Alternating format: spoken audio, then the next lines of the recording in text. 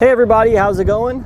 Today we're going to be going over and showing you how to install the B&W Companion OEM fifth wheel trailer hitch here on our 2022 Ram 2500.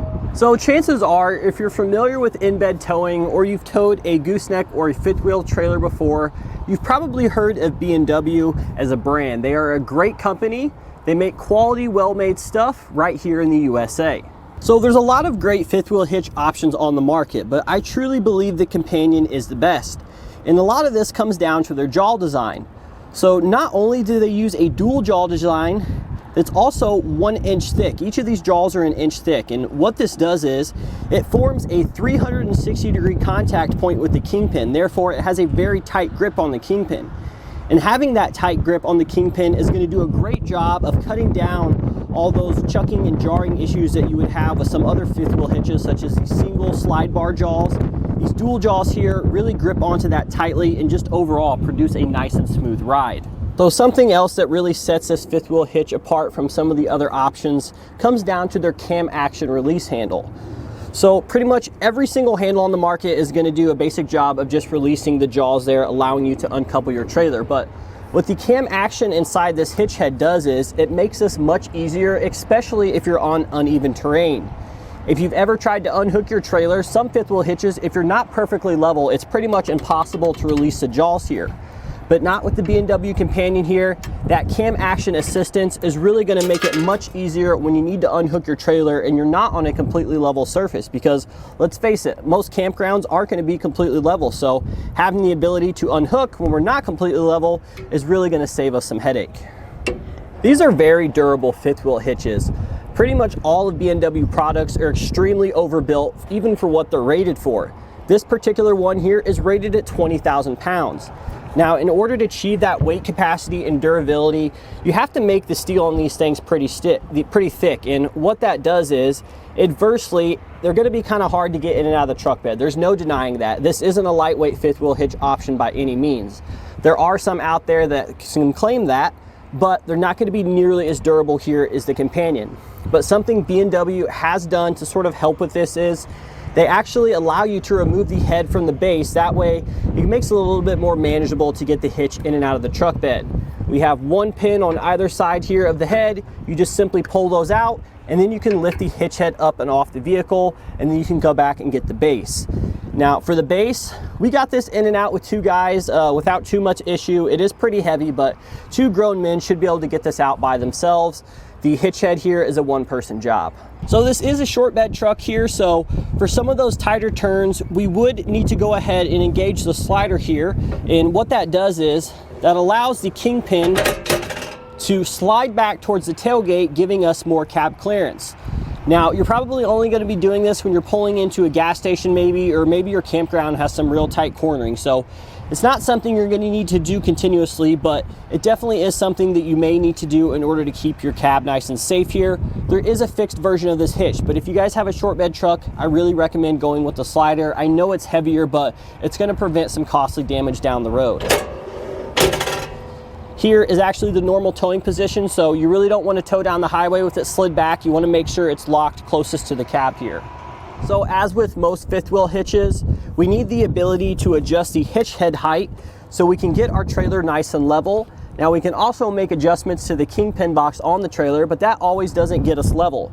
Sometimes we need to make further adjustments, and with the Companion here, we get between 17 and 19 inches in regards to that hitch head height. So measuring from the bed to the top of the skid plate, we can adjust this to get anywhere from 17 to 19 inches to get your trailer level. So in regards to installation, due to this truck here having the OEM prep package or the fifth wheel pucks, whatever you want to refer to them as, it's going to make installation much easier.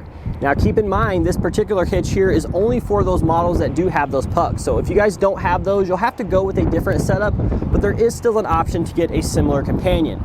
But with that being said here, this is definitely something a do-it-yourselfer can take on.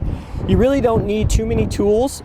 You will need a torque wrench, and you can actually just rent this for free from most local auto parts stores if you don't have one. But yeah, just get a buddy or two with you guys on a weekend, spend an hour or so you can get this thing in your truck and you can get towing. So the first step of our installation, before we get our base into position, we need to remove our puck covers here if they're present. So in order to remove these, you're just going to rotate them And then they should be able to pull out, but if not, you can take a flathead screwdriver there and just pry them the rest of the way out. Now for our particular truck here, we have one on each corner, so we need to go ahead and remove them all.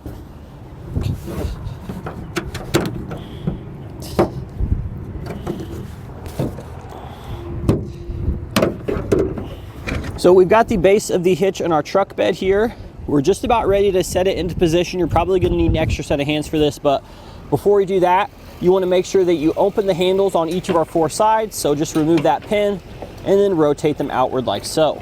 Now keep in mind, your release lever for the side here needs to be over on the driver's side. So we've got our hitch into place here, and it doesn't quite feel right. It's not actually locked into place on all 4 sides. If you look underneath here, you can see there's a considerable gap there between the top of the bed and the bottom of the plate for the 5th wheel hitch, and that's not what we want. So what we're gonna do, according to the instructions, we're gonna loosen up these 2 bolts here.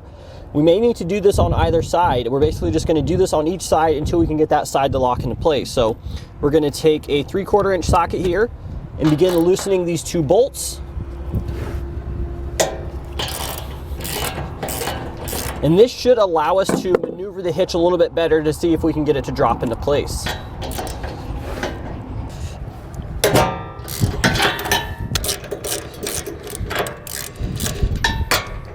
So now if we take a closer look here, we can see that the distance between the bottom of that plate and the top of the bed is much less. So I'm pretty comfortable with how this is sitting over here.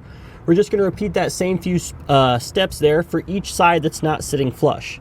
So now that we have the base seating flush to the top of the bed on each of our 4 sides, we want to go ahead and come back with a torque wrench here and torque down every bolt that we did loosen to the amount specified in your instructions. So for our particular application, we only had to do this side and then the side adjacent from that at the front.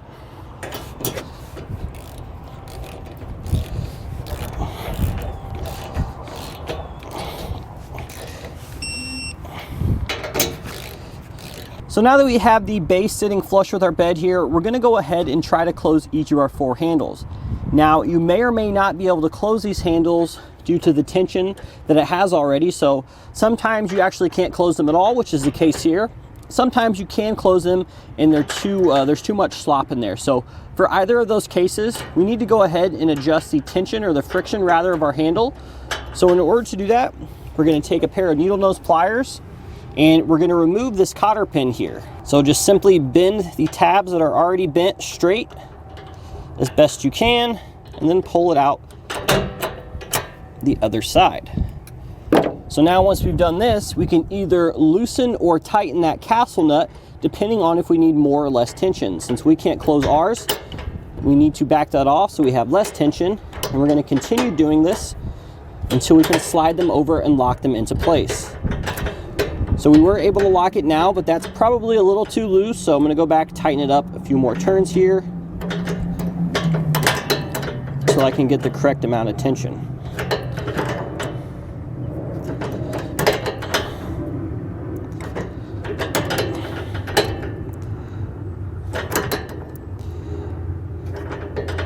So it's starting to feel a lot better here now, so just gonna make some smaller adjustments. That's starting to feel pretty good. Maybe another hair turn here.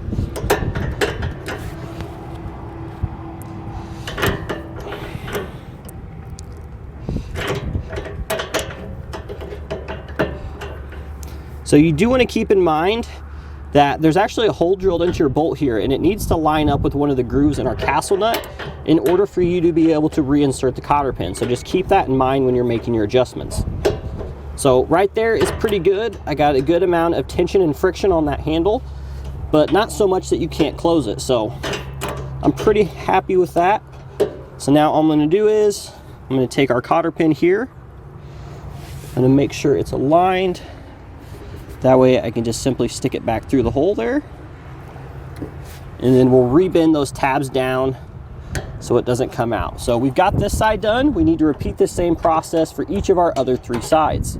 So now that we have each of our 4 sides adjusted where we want them, go ahead and re-secure your pin and clip. So now that we have our base secure, we're ready to secure our pivot arms to the base. So in your kit, you're gonna have 2 of the pivot arms. Here's what they look like.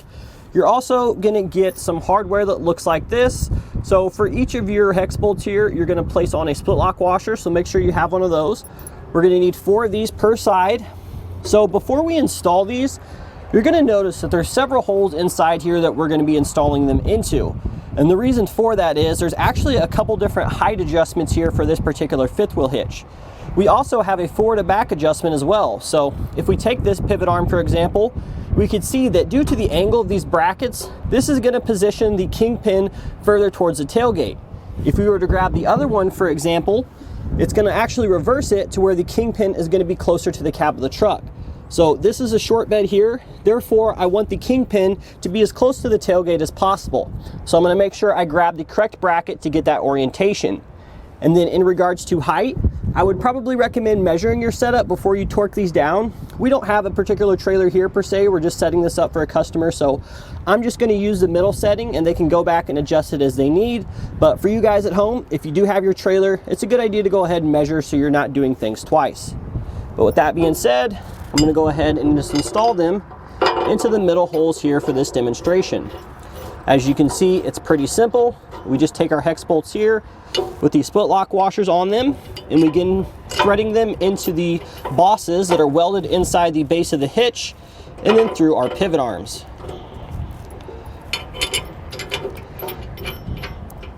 So now we're gonna come back with a 3/4 inch socket. I'm just gonna go ahead and snug up each of these 4 bolts here, and then we'll come back and torque them to spec.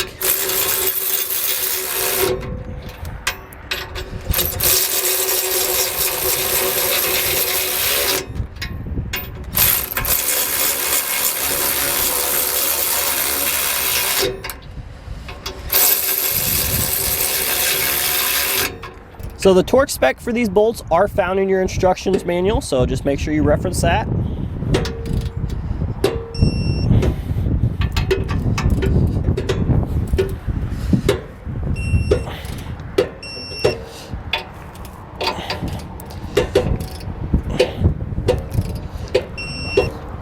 And then once we get this side all torqued down, we're just going to repeat those same few steps over here for our other pivot arm. Next we'll be installing our leveling kit. So for this you're going to need a 7/16 inch wrench and then a 7/16 inch socket. We're going to take this little spring here. Notice there's a standoff leg on one side, and then we're going to take our little clip. We're going to assemble them like so. Take your hex bolt, stick it through there, and then secure it on the back with our nylock nut. So now that we've got those both on, we'll go ahead and tighten them down.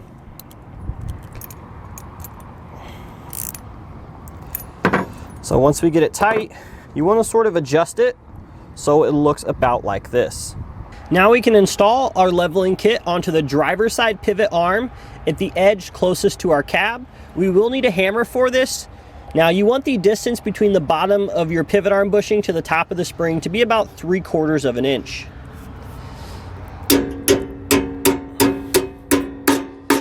So now you're going to take this leveling mechanism here and you're going to be installing it onto the driver's side pivot arm on the face of the bracket closest to the cab. Now we want the top of the spring to the bottom of the pivot bushing to be around 1/2 inch or so, and then you'll just simply take a hammer and bang that into position there. It is kind of tight, so it does take a little bit of work to get it on, but once you get it seated, it should be pretty easy just to drive it home. Next we'll be installing our handle onto our hitch head. So what we're going to do is we're going to remove this clip here, pull the pin straight out, and then we're going to rotate this casting away from the hitch head.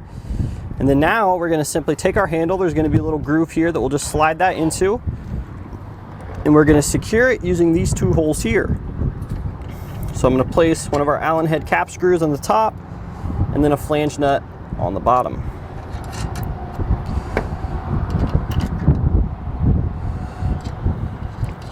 And then once we get those both loosely installed, we'll take a 9/16 inch wrench and a 7/32 inch Allen key.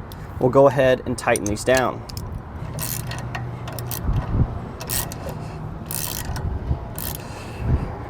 Now once we get both of those tight, we'll just simply re-secure our handle to the base here. Now before we set the hitch head assembly onto our base here, per our instructions, we want to make sure we go ahead and put a nice coat of white lithium grease onto our pivot arm bushings. So now we are ready to set the hitch head. So what we're going to do, we're going to pull out that clip there, which allows us to release this pin. So we have to do that on both sides in order for the hitch head to lock into position. But once we've done that, we'll just take the hitch head, lift it up by these two handles here.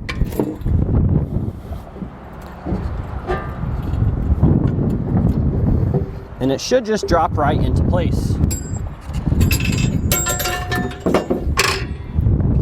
Now we'll re-secure our pins here.